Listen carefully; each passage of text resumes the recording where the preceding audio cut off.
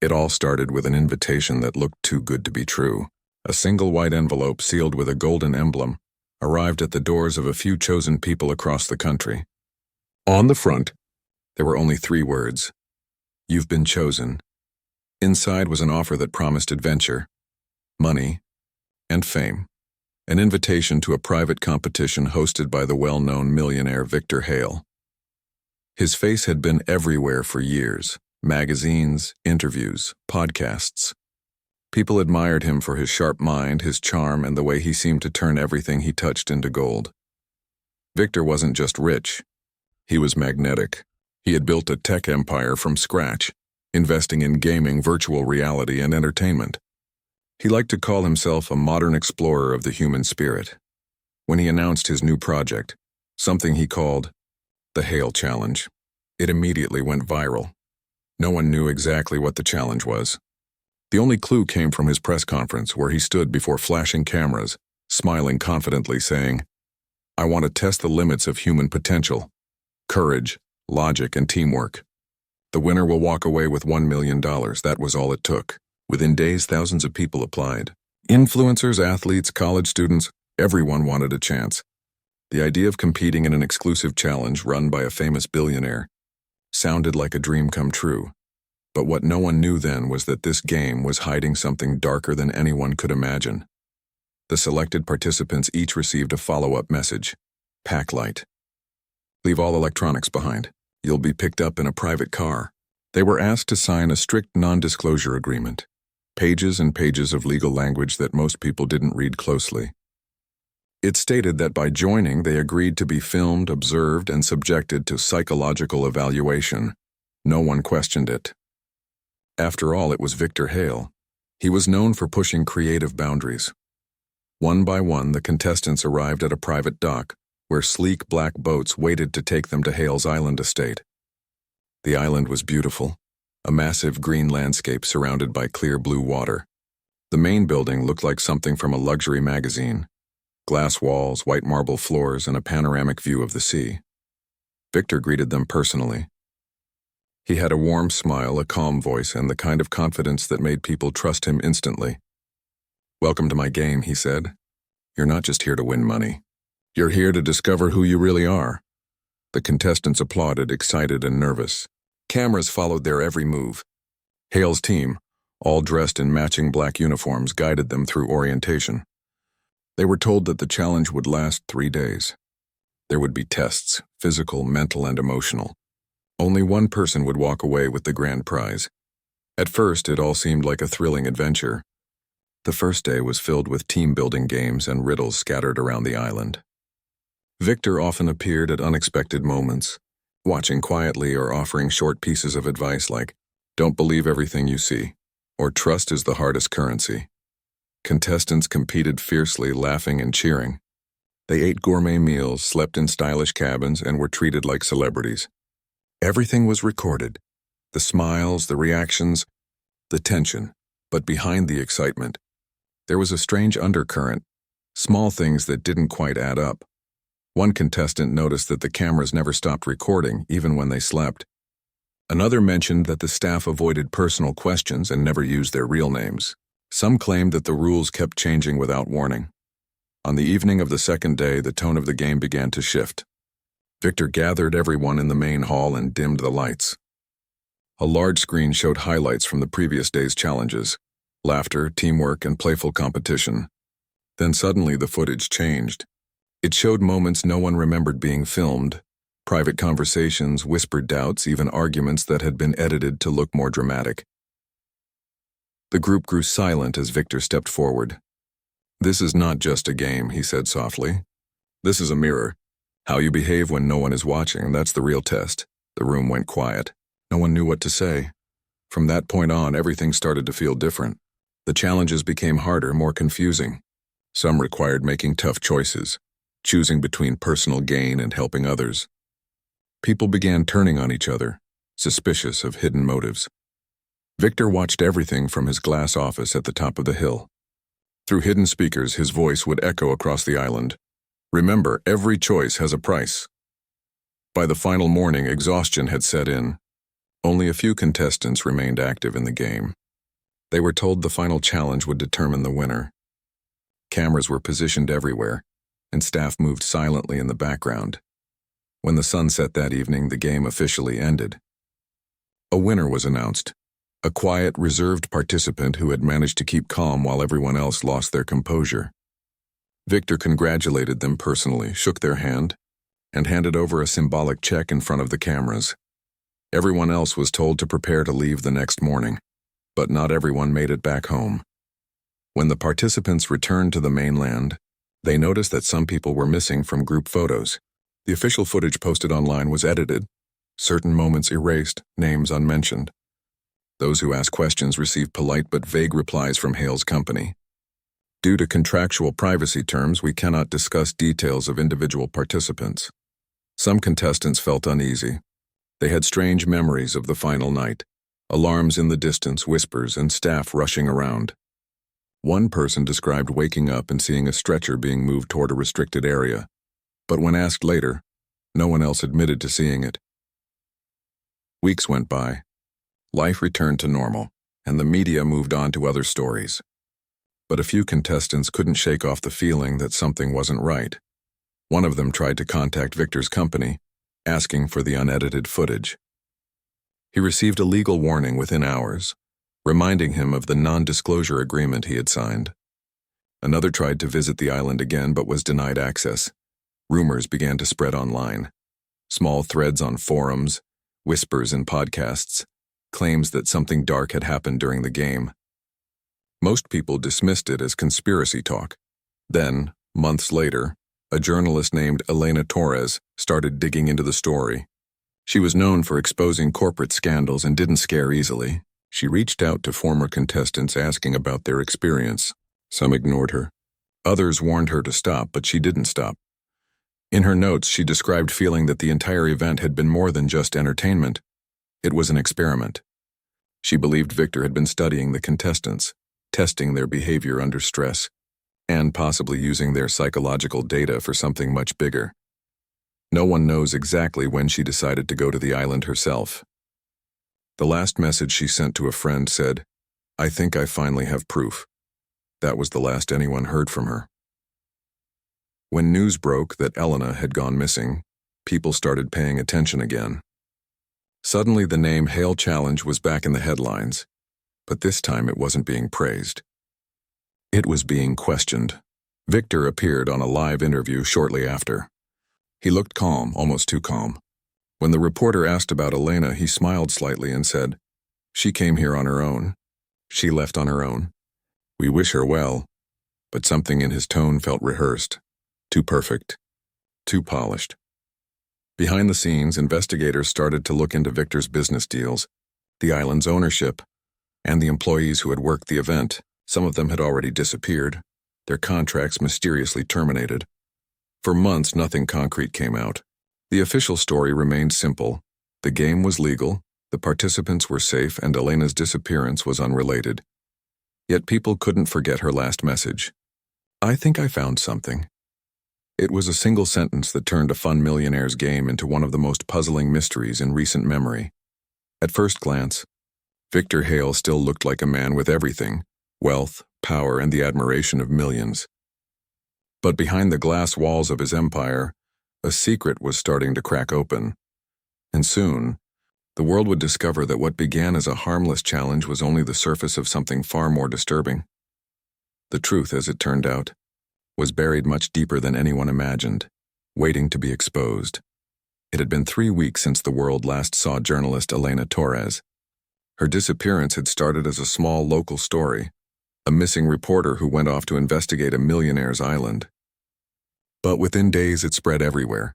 News channels ran her photo across the screen. Talk shows invited people who claimed to know her. Social media filled with hashtags demanding answers. Her last text, "I think I found something," had everyone guessing what that something was. Before she vanished, Elena had been investigating Victor Hale's famous Hale Challenge. She believed there was more to the story, something behind the cameras that the public never got to see. Her friends said she was nervous in the days before her trip, but determined. "If I stop asking questions, then people like him win," she once told a colleague. At first, the police treated it like a normal missing person case. They followed her travel records, her emails, and the hotel she stayed in before heading to the dock. Surveillance cameras showed her boarding a private boat that belonged to Hale's company. After that, there was nothing. Victor Hale told the media that Elena had left the island safely. He even released a short statement saying she was free to go anytime. We provided her with transport and wished her well, but there was one problem. There was no record of her ever leaving. The harbor cameras that should have caught her return were blank for several hours that day. The boat's GPS tracking showed no sign of movement during that period either. People began to wonder if Victor Hale, the charming billionaire with the perfect smile, was hiding something. Former contestants from the Hale Challenge started reaching out anonymously to journalists. Most were too afraid to go on record, but they hinted that strange things had happened on the island. One wrote in an email, "There were rooms we weren't allowed to enter. They said it was for production, but I don't think that's true." Another said, "They told us everything was being filmed for a future series, but no one ever saw any of that footage again." The police tried to get a warrant to search Hale's property, but his legal team blocked every attempt. His lawyers claimed that the island was private research ground and that no crime had taken place. Still, doubts continued to grow. A small independent news outlet decided to do their own digging. They went through satellite images of the island, comparing photos from before and after the Hale Challenge.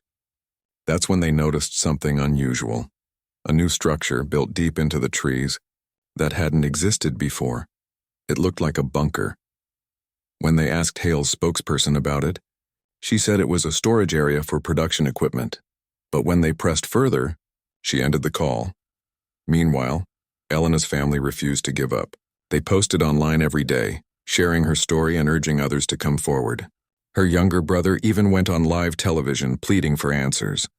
His voice broke as he said, "She was just doing her job. Somebody out there knows what happened to her." The more people talked about Elena, the more cracks began to appear in Victor Hale's perfect image. A few of his former employees quietly started talking too. One technician claimed that Hale's security system had a separate server, one that recorded footage not meant for public viewing. Another said that during the final night of the Hale Challenge, all staff were ordered to stay inside their quarters and not interfere with the main experiment. It became clear that there was more to the game than anyone knew. Reporters began rewatching the official promotional videos from the challenge. In one of the background shots, you could see Elena standing at the edge of the crowd, notebook in hand, watching Hale address his contestants. It was one of the last confirmed images of her alive. Her calm, focused expression told one story. The unease in her eyes told another. Soon, a small group of independent investigators, former journalists, online researchers, and digital analysts, began working together to uncover the truth. They shared files, interviews, and old footage across encrypted channels. One of them claimed to have spoken to a former contestant who said that Elena had actually joined the game briefly, pretending to be part of the crew to get closer to the truth. If that was true, it meant she had gone deeper into the experiment than anyone else outside of Hale's team. For weeks, nothing new surfaced. The police investigation slowed, blocked by legal walls and lack of evidence. Victor Hale continued living his normal public life, attending charity events, giving talks about innovation and ethics, smiling for cameras like nothing had happened. But people had started to see through the charm. A news story broke when one of the former contestants, who called himself Daniel for safety, agreed to speak on record. His interview aired on an independent podcast, and within hours it went viral. He described the Hale Challenge as a mix of survival tasks and psychological tests. "It wasn't about winning money," he said. "It was about watching how we reacted when pushed too far." He talked about hidden cameras in every corner, mysterious voices giving instructions through speakers, and moments when contestants were separated for hours without explanation. When asked about Elena, he hesitated before saying, "I saw her there, not as a contestant but observing us. Then one night she was gone. They told us she had left. But the next day the security team was on edge. Something had happened." The host asked him what he thought really went on at Hale's Island. Daniel's voice trembled slightly. "It wasn't just a game," he said. It was an experiment. That single word changed everything. More former contestants came forward anonymously, confirming parts of Daniel's story. They described how Hale would sometimes talk about human thresholds and breaking the barrier between fear and control. People began wondering if Hale's real goal was not entertainment at all, but research, studying how people behave under stress, and how far they could be pushed. Theories flooded the internet. Some said it was about mind games. Others believed it was about gathering biometric data for a tech project. Whatever it was clear that Elena had gotten close to finding out. Meanwhile, behind the scenes, a quiet breakthrough came from a data analyst working with the independent team. While reviewing satellite records, he found a thermal image of the island taken the night Elena disappeared. The image showed lights on in the main building and heat signatures coming from a section underground. There was no record of that area ever being built. The team compared it to older photos and confirmed that a hidden facility existed below the main estate. They suspected it was where the experiments had taken place. This new evidence reached law enforcement. Public pressure forced them to reopen the case. Eventually, authorities obtained a limited warrant to inspect the island. Victor Hale appeared calm and confident as always. He welcomed investigators, gave them a tour of the open areas, and smiled through every question.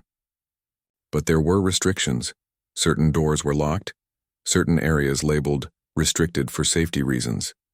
Even so, investigators noticed strange details.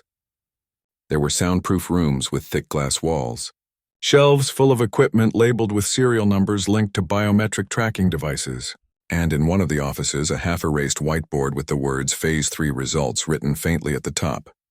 When questioned about it, Hale simply said, "That's old research material. We were testing stress resilience models for a wellness program." Nothing illegal was found that day, and the search ended quietly. But one of the officers who participated later told reporters, "There's more there. You can feel it." After that visit, Hale's company released a glossy video online, showing smiling employees and clips of the island, claiming the investigation was over and his name cleared. But the public wasn't convinced. Whispers continued online. Some said new witnesses were afraid to talk. Others claimed they were being watched. Elena's disappearance had become a symbol, not just of a missing journalist, but of power, secrecy, and the cost of chasing the truth. Weeks later, a small but critical piece of evidence surfaced. A fisherman found a waterproof case washed up near the island's shore. Inside was a camera, broken but with its memory card still intact. The footage was grainy and unstable, but it showed fragments of the island, parts of the challenge, and what looked like Elena's hand holding the camera. In one short clip, a reflection on glass revealed her face as she whispered, "If you're watching this, something went wrong." It wasn't enough to prove what happened, but it was enough to reignite the investigation. The video spread online within hours. People demanded action. Authorities announced that they were reopening the case fully, and that no area of Hale's Island would be off-limits this time. Victor Hale didn't appear in public after that. His social media accounts went silent. His company stock started to fall. Behind closed doors, insiders said he was preparing for something. Maybe an exit, maybe a defense. But whatever it was, it meant one thing. He knew the truth was getting closer. Elena had wanted to expose a secret. And even though she was gone, her story had just begun to unravel the empire of one of the most powerful men in the world. And soon, everyone would learn what the Hale Challenge really was, and what it cost to play his game. After months of silence, the truth about Victor Hale's so-called game finally started to surface. What had begun as rumors online was slowly turning into something far more serious. The world wanted answers about what really happened on Hale's private island, and now, people who had once been too afraid to talk were starting to come forward. The first person to speak publicly was a man who went by the name Daniel. He had been one of the contestants on the Hale Challenge. When his interview aired, it spread faster than anyone expected. He sat nervously in front of the camera, his hands trembling slightly. His voice was low, but his words carried a weight that caught everyone's attention. "It wasn't just a competition," he said. "It was a study. We thought we were there to win money, but we were being watched and tested the whole time. Every emotion, every reaction, it was all recorded." The interviewer leaned forward and asked what kind of tests they went through. Daniel took a deep breath before answering. At first it was fun. Simple challenges, teamwork stuff. But then it changed. They started separating us, giving us strange tasks. They told us it was all part of the experience, but it didn't feel right. It felt like they wanted to see how far we'd go before breaking. The interview ended with one chilling statement. He wasn't looking for a winner, Daniel said. He was looking for control. The clip was shared millions of times online. People started using the hashtag #TheHaleTruth. News outlets picked it up, and more former contestants began sending messages to journalists. Some still refused to show their faces, fearing Hale's influence. But their stories sounded eerily similar. They talked about long hours without sleep, strange noises at night, and instructions whispered through hidden speakers. They said they had no access to the outside world, no phones, no clocks, no contact with their families. One woman described it as living inside a movie where someone else wrote the script, and you didn't know what role you were playing. Each new testimony added another piece to the puzzle, and every piece pointed to the same conclusion. The Hale Challenge wasn't about testing courage or teamwork. It was about studying human behavior under pressure. Behind the scenes, a group of investigative journalists started connecting the dots. They discovered that Hale's company, Hale Tech Industries, had been quietly partnering with defense contractors and research institutions. On paper, the company was working on technology to enhance decision-making under stress.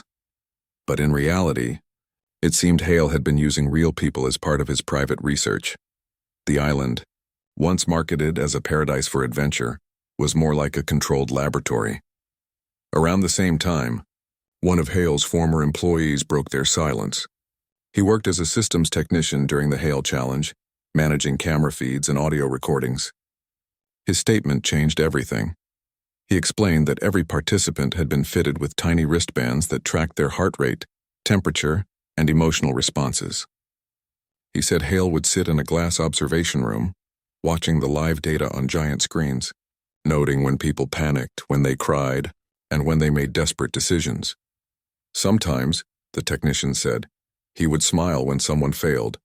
It was like he wanted to see how far fear could go before someone quit. That single line became the headline across news outlets. Public outrage exploded. People demanded Hale be held accountable. Protesters stood outside his company headquarters holding signs that read, "We are not experiments, and where is Elena?"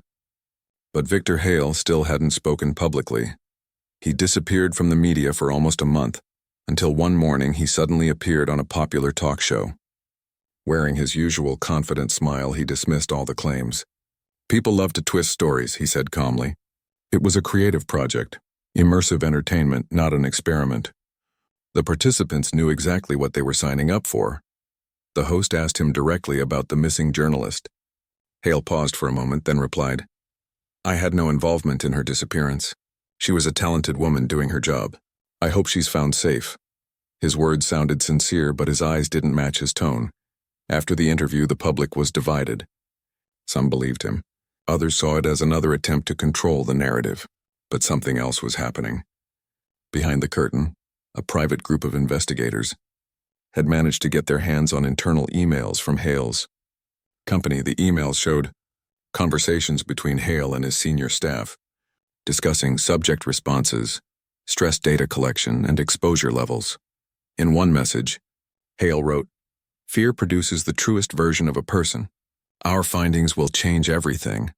The messages were enough to prove that the Hale Challenge wasn't what it claimed to be. Authorities reopened their investigation, and for the first time, Hale's private island was declared a restricted crime scene. Teams of specialists arrived with equipment to search the property from top to bottom. When they entered the main building, everything looked polished and clean, too clean. But in the lower levels, behind a locked steel door, they found what they were looking for. Rows of computers, hundreds of hard drives, and a control room filled with monitors. The screens were dark, but the system logs showed that thousands of hours of footage had been recorded. Every contestant, every test, every moment had been documented. The walls were lined with charts, graphs showing how people reacted to isolation, fear, and competition.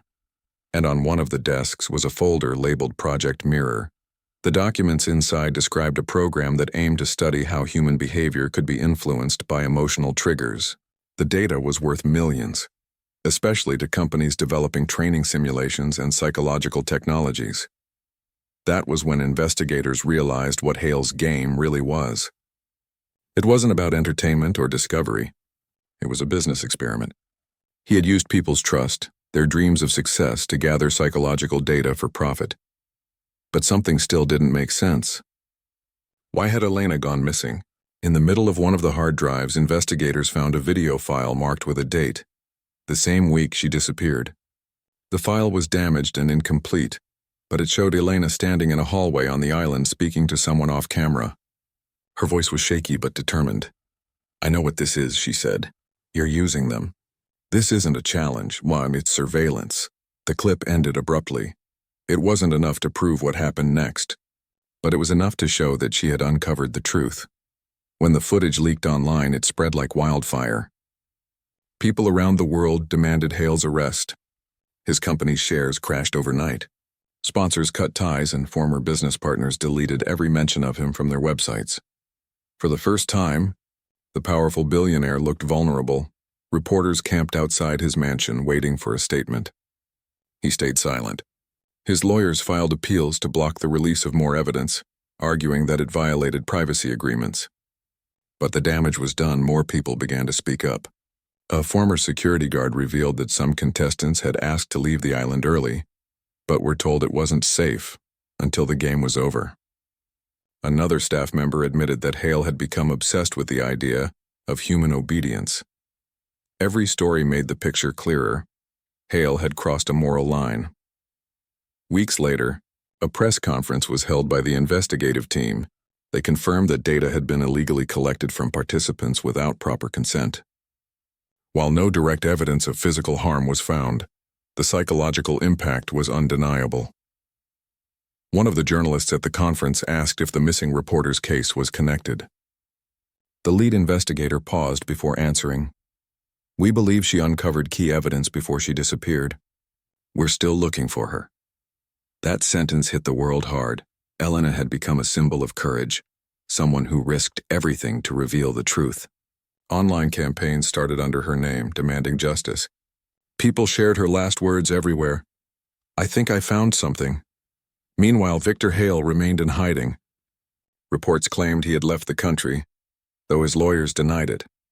Others said he was still at his estate, surrounded by security. No one knew for sure, but one thing was certain. The truth was now out in the open.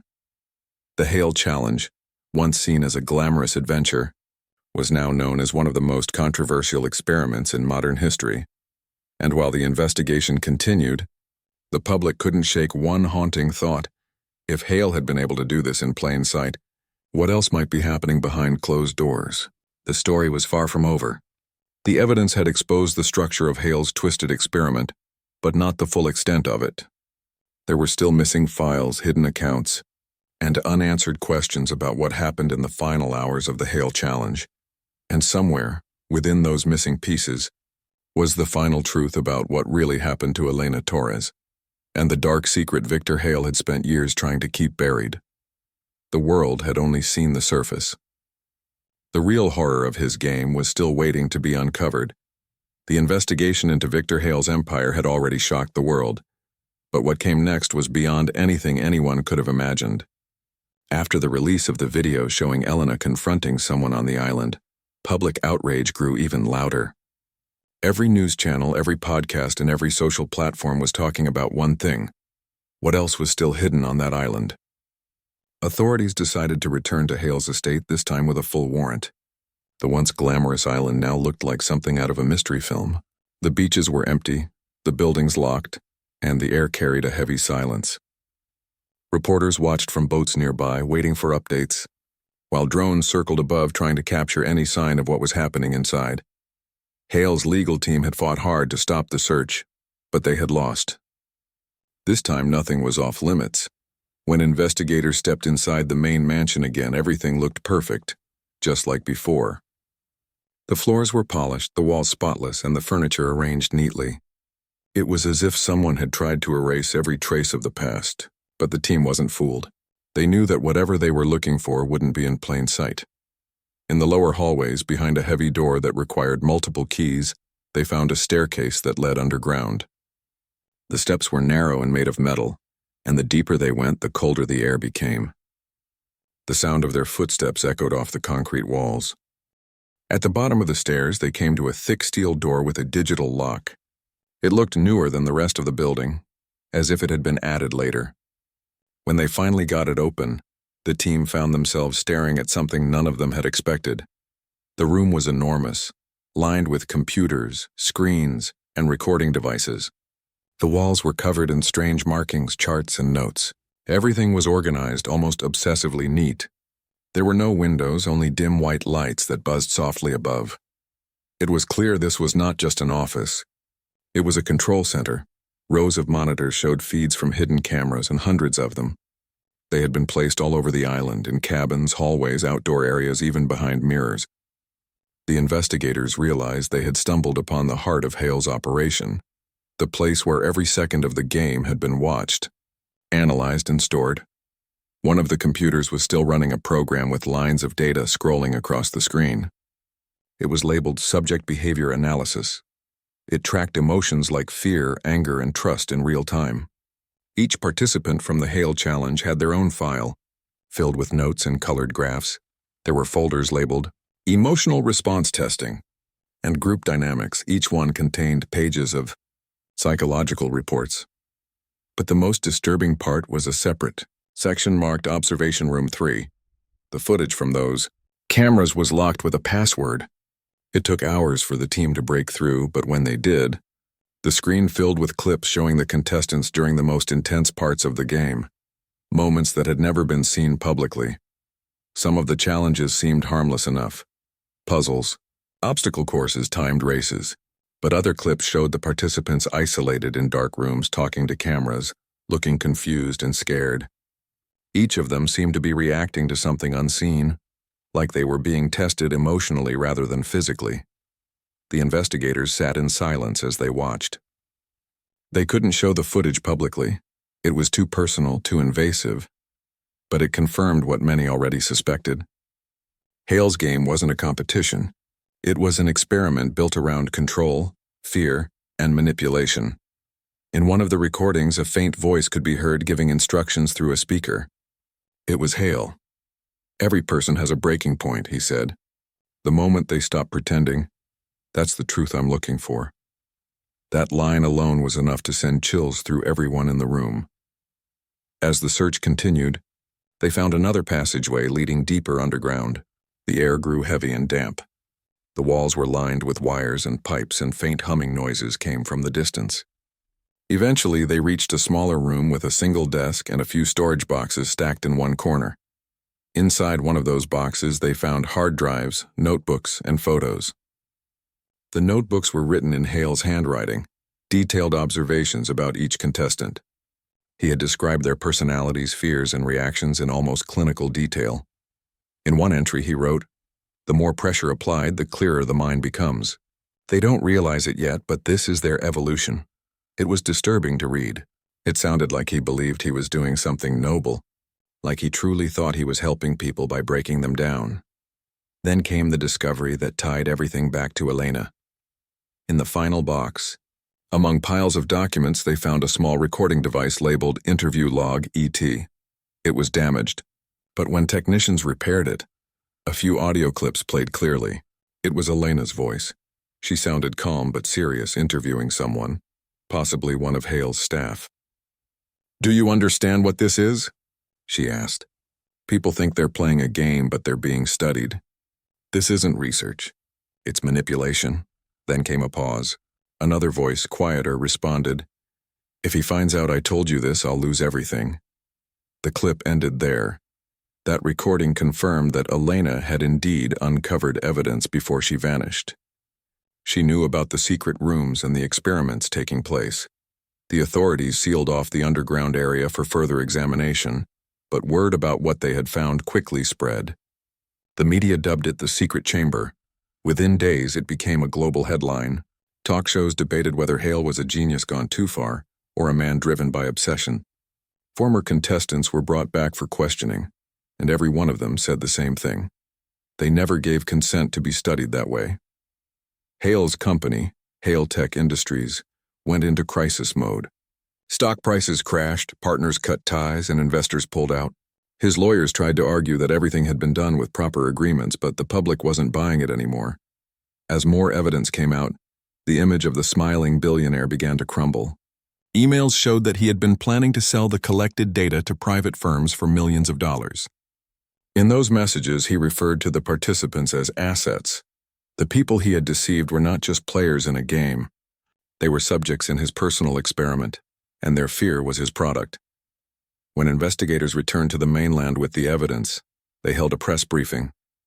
One of them said quietly, "What we found isn't just unethical. It's inhuman." But still, there was one question that haunted everyone. What had happened to Elena? Despite all the data, footage, and notes, there was no clear answer. Her last known recording was the one they'd already seen. Some believed she had tried to leave the island and something went wrong. Others thought she had been silenced for knowing too much. But one final clue appeared unexpectedly. During the digital scan of Hale's servers, technicians found a hidden folder buried deep within encrypted files. It contained fragments of messages, schedules, and video timestamps. One file stood out. It was labeled simply Elena Archive. Most of the file was corrupted, but a few seconds of video survived. It showed her walking through a corridor holding a flashlight. She looked determined but nervous. Her voice was faint as she whispered, "He's watching everything. If anyone finds this, tell the truth." Then the screen went black. That short clip confirmed what many had feared. She had discovered the underground facility, and she knew what Hale was doing. After that discovery, the case against Victor Hale became unstoppable. Public pressure forced the authorities to issue an arrest warrant. He was accused of illegal surveillance, data exploitation, and obstruction of justice. When the news broke, Hale was nowhere to be found. His mansion was empty, his private jet gone, and his staff refused to speak. For weeks, the world searched for him, as every news outlet followed the story nonstop. But even as he vanished, his empire continued to crumble. The island was taken over by the government for investigation, and Hale Tech officially shut down. The more people learned about what had happened inside those secret chambers, the more disturbing it became. Hale had treated human emotion as a resource, something to be measured, recorded, and sold. And the saddest part was that none of the contestants had realized it until it was too late. Elena's family held a public vigil in her memory. Thousands of people attended, lighting candles and holding signs that read, "Truth never dies." For them, she was more than a missing journalist, and she was a symbol of courage and truth. Her story had shaken the world, and now, even though the main villain was still missing, the truth she uncovered could no longer be buried. The secret chamber had revealed everything. The smiles, the cameras, the promises, all of it had been part of a sinister plan. And even though Victor Hale had built his empire on control and deception, the one thing he couldn't control anymore was the truth. Because the world was watching now, and they were not going to look away. Months had passed since Victor Hale disappeared. The world had changed since the truth about his game came out. What was once seen as an exciting competition had become a dark symbol of how far power and greed could go. Every day, new details came out. Leaked emails, hidden recordings, financial reports, all showing how deeply Hale had controlled everything and everyone around him. But despite all the evidence, one question still echoed everywhere. Where was he? Some people believed he had escaped the country using one of his private jets. Others thought he was hiding under a new identity. But there were also those who believed something else, that Hale had never really left. That he was somewhere close, watching the chaos unfold from the shadows. The investigation had not stopped. Law enforcement had frozen all his assets, taken control of his company, and questioned dozens of people who had worked for him. Slowly, a clearer picture of the man behind the mask began to form. It turned out that Hale had always been obsessed with control. Even before his fame, he had been studying human behavior, fascinated by what people would do under pressure. The Hale Challenge wasn't just an idea for entertainment. It was his lifelong experiment. He believed that fear could reveal truth, and that by pushing people beyond their comfort, he could make them stronger. But what started as curiosity turned into something darker, a hunger to manipulate and dominate. After the island discovery, the court issued international warrants for his arrest. Authorities worked with several countries to track his last known movements. They found that his private jet had indeed taken off on the night the story broke, but it had made an unexpected landing on a small coastal airstrip not far from his own estate. From there, his trail went cold. That was until one stormy evening, when a fisherman noticed something strange near the cliffs not far from Hale's Island. It was a small cabin, hidden behind dense trees, its windows dark. The fisherman had seen lights flicker there once or twice, but had never thought much of it. This time, however, he noticed smoke rising from the chimney. Even though the island had been abandoned for months, he reported it to the authorities, and within hours, a small team arrived quietly. They didn't want to alert anyone who might be inside. When they entered the cabin, everything looked old and dusty, except for one corner. There was a laptop still running, and a half-empty cup of tea beside it, and on the screen was Victor Hale's face. He was older, thinner, and looked nothing like the confident man who used to appear on magazine covers. His beard was untrimmed, his eyes sunken, but the calm smile on his face was unmistakable. He wasn't broadcasting live. It was a pre-recorded message. The video started automatically. "If you're watching this," Hale said, "then you found me, or at least what's left of me. I've watched the world tear apart everything I built, and I know what they say about me. Maybe they're right. Maybe I went too far. But you have to understand something. I never wanted to hurt anyone. I wanted to reveal the truth about who we are when the masks fall off." His voice trembled slightly as he continued. "The world calls it manipulation. I call it honesty. Every person who entered my game walked in with secrets. I gave them a chance to face themselves." He looked straight into the camera. "But maybe I was the one who needed to face myself." The video ended abruptly. When investigators checked the rest of the cabin, they found evidence that Hale had been living there for weeks. Empty food containers, notebooks, and printed news articles about the ongoing scandal, but he wasn't there.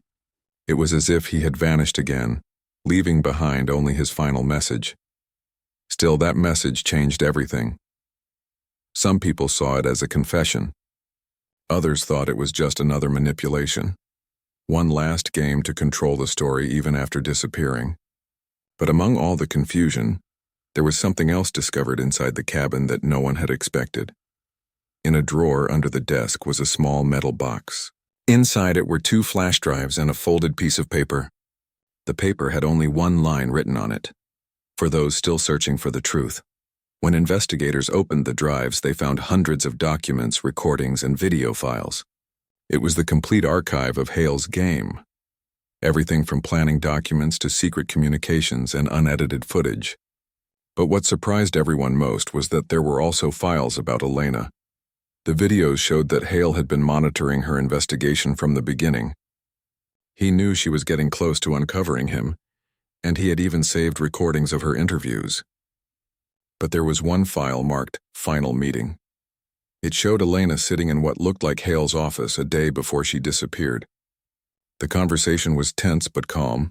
She looked at him directly and said, "You can't keep calling this a game. These are people's lives," Hale replied softly. "You don't understand. I'm not destroying lives. I'm revealing truth." Elena leaned forward. "No, Victor. You're hiding behind that word. You're afraid to face the damage you've done." There was silence for a few seconds. Then Hale said quietly, "Maybe one day you'll understand why I had to do this." That was the last frame before the video cut off. After the recording was released, people all over the world reacted with mixed emotions. Some saw it as proof that Hale had manipulated even Elena's final moments. Others believed it showed that she had reached him, that maybe deep down he felt guilt. But the biggest question still remained. Where was he now? A few weeks later, a ship passing near the northern coast reported a strange sight. A small wooden boat was drifting far from shore, empty except for a few personal belongings, a jacket, a notebook, and a single camera. When authorities examined them, they confirmed the items belonged to Victor Hale. Inside the camera was a final recording, taken days before the discovery. It showed Hale standing on a cliff overlooking the sea. The wind was strong and his voice was barely audible. He said, "I spent my life chasing control, but in the end, control was an illusion. I thought I could measure truth, capture fear, and turn emotion into data. I was wrong. Truth isn't something you control. It's something you face." He looked out over the water, then added, "If anyone finds this, tell them I'm sorry. Not for the game, but for forgetting that people aren't numbers. They're hearts." And I broke too many. The recording ended there. His body was never found. That final video was released to the public weeks later. It went viral instantly. People from around the world watched it. And for the first time, Victor Hale was not seen as a powerful billionaire or a manipulative genius. He was seen as a broken man, someone who had finally realized the cost of his own obsession. The world slowly began to move on. Hale Tech was dissolved, his assets sold, and part of the money was used to support the victims who had unknowingly taken part in his experiment. A foundation was later created in Elena's name to protect investigative journalists and whistleblowers. Her story became a symbol of truth and courage, the woman who stood up to one of the most powerful men in the world and exposed what he had hidden for so long. In time, the island that once held Hale's dark empire was transformed. The government turned it into a research and memorial center dedicated to ethical science and human rights. On the main gate, a small plaque was placed with Elena's final words from her notebook. "The truth may be buried, but it always finds its way back to light." Visitors who came to the island years later said they could still feel something there. Not fear, but a quiet sense of peace. The ocean waves washed away the last traces of Hale's empire, leaving only memories and lessons behind. People talked about him less and less, but they remembered the story, how power without empathy could turn brilliance into destruction, and how one voice, determined and fearless, could change the world. In the end, Victor Hale's greatest experiment wasn't about others. It was about himself. He had tried to uncover the truth about human nature, but forgot that he, too, was human. And though he vanished from the world, the truth he tried to control outlived him. It became a reminder that no matter how deep secrets are buried, no matter how powerful someone becomes, the truth will always find a way to rise. The sinister secret behind the Millionaire's game had finally been exposed. But what remained wasn't darkness, it was light.